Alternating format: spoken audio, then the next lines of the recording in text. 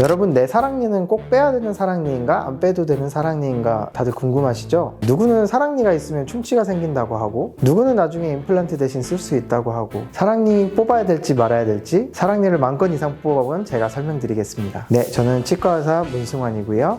시작해 보겠습니다.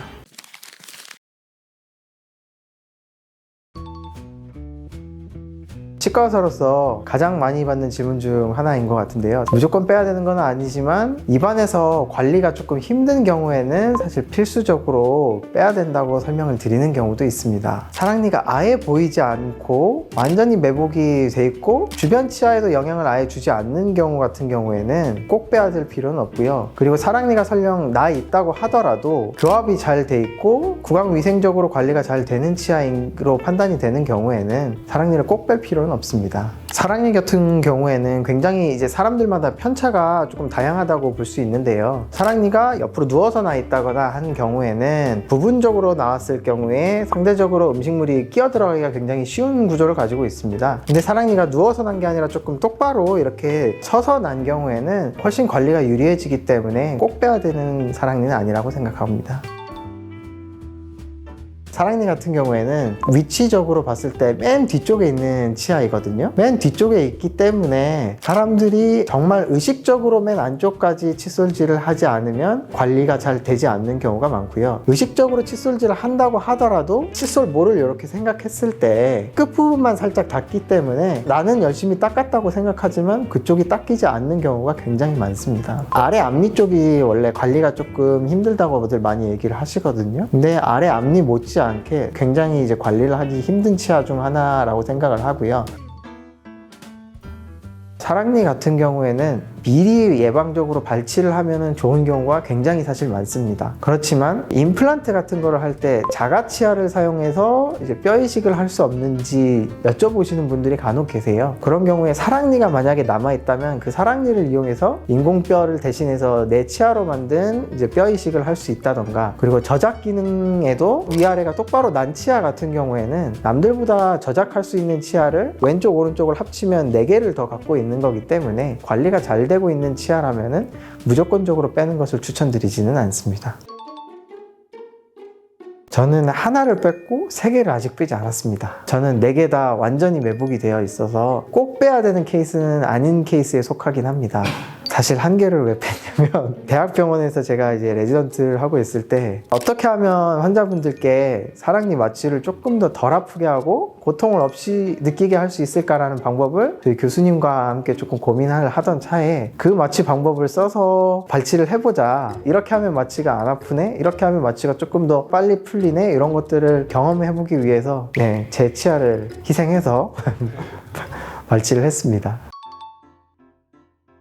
사랑니가 이제 교합에 영향을 많이 미치느냐에 대한 거는 논란의 여지가 사실 있는 부분인데요. 다양한 의견이 있는 부분입니다. 사람의 치아는 전체적으로 봤을 때 항상 안쪽으로, 앞쪽으로 쏠리는 경향을 띌 수밖에 없는데요. 사랑니가 누워서 난 경우에 앞쪽으로 밀리는 힘이 조금 더 가해진다라는 연구 결과도 있고요. 오히려 반대로 아무런 영향을 주지 않는다는 연구 결과도 있습니다. 하지만 교정을 할 때 있어서 사랑니를 좀 많이 빼는 걸 추천드리는 케이스들이 굉장히 많은데요. 교정적으로 치아를 움직여야 될 때 뒤쪽에 사랑니가 버티고 있으면은 뒤쪽으로 이제 움직임이 제한이 되기 때문에 미리 발치를 하면서 교정을 진행을 하는 경우가 있고요. 그리고 교정이 진행되고 난 뒤에도 앞쪽으로 쏠림 현상이 심할 것 같다라고 판단이 되거나 그런 부분이 좀 우려가 된다면은 아예 어릴 때, 그리고 조금 교정이 끝난 지 얼마 안 됐을 때 바로 치아를 빼는 걸 조금 추천드리는 경우도 있습니다.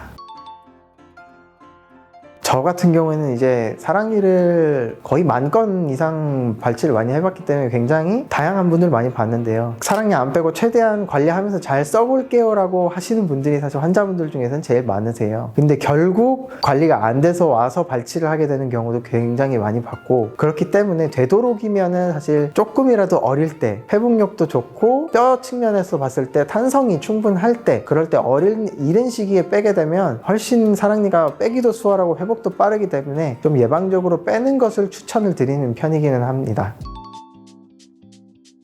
사랑니가 굉장히 치과 의사들의 걱정거리 중 하나인 치아이기도 한데요. 단순 매복이나 그냥 머리가 살짝 보이는 정도의 사랑니 같은 경우에는 굉장히 발치 난이도가 쉽습니다. 그러나 매복이 굉장히 심하거나 뼈가 사랑니를 좀 많이 덮고 있을 때, 그리고 옆으로 누워난 경사가 조금 심할 때, 나이가 많을 때, 그럴 때 같은 경우에는 난이도가 급격하게 올라가게 되고요. 어릴 때 빼는 거를 추천을 드리는 이유이기도 합니다. 케이스 사진을 조금 보시면서 추가로 설명을 좀 더 드리겠습니다. 이 케이스 같은 경우에는 교정을 현재 진행 계획이 있고요. 치아를 조금 뒤쪽으로 이동을 시켜야 되는 상황인데요. 보시다시피 사랑니가 이제 앞에 치아의 치아 뿌리 쪽에 굉장히 깊이 이렇게 박혀져 있어요. 깊이 박혀져 있다는 것은 사랑니를 뺄 때 골 삭제를 조금 많이 해야 될 수도 있고 치아도 많이 쪼개야 될 수 있는 부분입니다. 그리고 위쪽 치아 같은 경우에는 굉장히 시야가 사실 보이지 않아요. 아래쪽 같은 경우에는 환자를 이렇게 내려다보면서 진료를 할 수 있는데, 위쪽 같은 경우에는 고개를 젖힌다고 하더라도 시야가 확보되지 않는 케이스가 굉장히 많은데요. 수술 중간에는 피도 나고 시야 확보가 잘 되지 않기 때문에 이렇게 깊은 매복이 있는 경우에는 굉장히 난이도가 올라가는 수술이 될 수 있다고 생각합니다.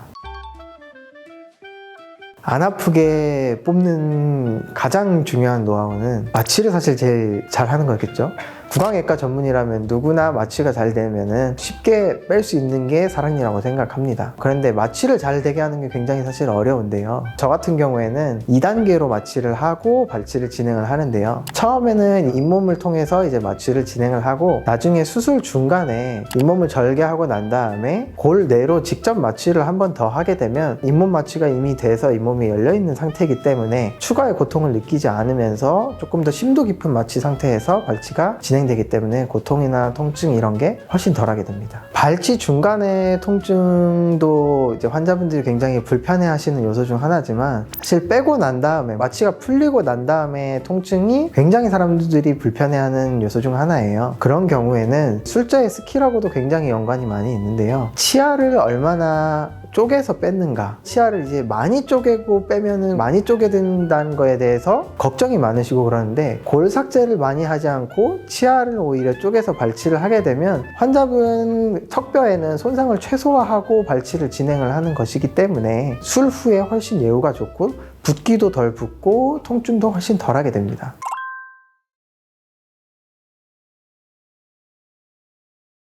네, 오늘 이렇게 사랑니에 대해서 좀 알아봤는데요. 앞으로도 더 많은 치과 정보들을 가지고 여러분들과 함께 소통해 보도록 하겠습니다. 구독과 좋아요 부탁드리겠습니다. 감사합니다.